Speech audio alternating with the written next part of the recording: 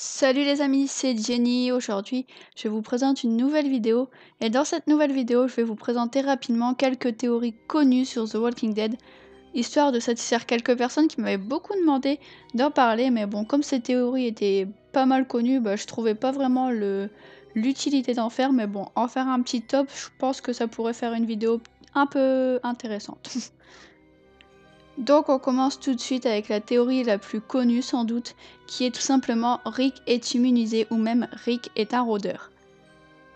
Cette théorie est fondée sur la survie un peu loufoque de Rick à son coma à l'hôpital, car comme nous le savons, Rick est resté plus de 2 mois sans soins dans l'hôpital sans ressources naturelles comme de l'eau, alors qu'il était gravement blessé par balle, et justement le fait qu'il serait un rôdeur expliquerait sa survie, car Rick serait mort durant cette partie de l'histoire et se réveillerait quelques temps plus tard grâce au virus qui aurait redémarré en quelque sorte son cerveau. D'ailleurs, pour appuyer cette théorie, on peut dire qu'au début de la série, même au début du virus, les zombies étaient plus intelligents. Ils savaient grimper, ils savaient porter des choses, ils savaient comment on ouvrait des portes, car le virus à cette époque n'était pas si puissant, on va dire ça comme ça, ce qui pourrait appuyer cette théorie. Les gens disent aussi qu'il sera mort une deuxième fois lors de la saison 4, après son combat contre le gouverneur, lorsqu'il se retrouve seul dans la maison avec Carl.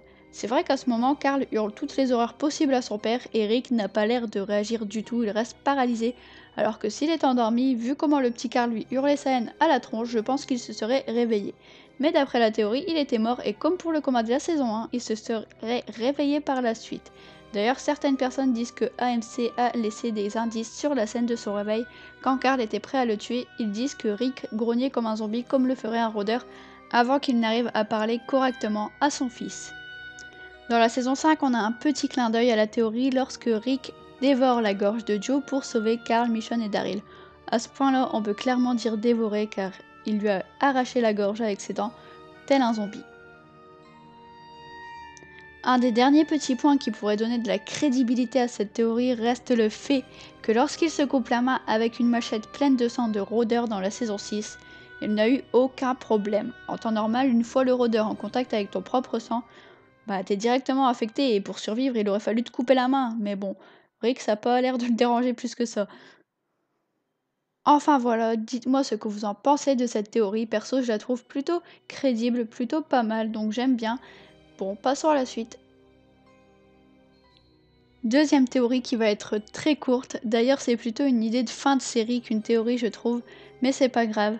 Donc cette théorie voudrait faire croire que Carl est le personnage principal de l'histoire, en quelque sorte.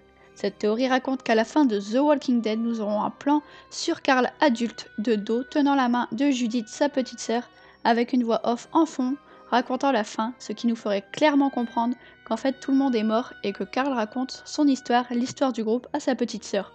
Bon, niveau argument, on n'en a pas tellement, ne serait-ce que les scènes de Carl sont soi-disant plus longues et plus détaillées. D'ailleurs, n'hésitez pas à me dire si vous aimeriez que cette série se finisse comme ça, avec Carl adulte racontant son histoire à sa petite sœur. Je pense que ça pourrait faire une super fin de série personnellement, donc j'apprécie. Et enfin, dernière théorie, Breaking Bad et The Walking Dead. Alors avant de commencer à parler de cette théorie, je précise que je ne regarde pas Breaking Bad, donc si je prononce mal certains noms, je m'en excuse. D'après cette théorie, Breaking Bad serait le préquel de The Walking Dead, ça serait même Heisenberg qui, avec sa drogue, aurait créé le virus et les zombies. Nous allons commencer la théorie avec les parallèles entre les deux séries. Premièrement, la drogue présente dans les deux séries. Et oui, dans la saison 2 de The Walking Dead, lorsque Daryl sort le sac de médicaments de son frère, on y trouve un paquet de méthamphétamine qui rappelle énormément la meth bleue de Heisenberg. D'ailleurs, si je me trompe pas, Merle se droguait, ce qui fait penser que ça pourrait bien être la drogue d'Heisenberg dans son sac.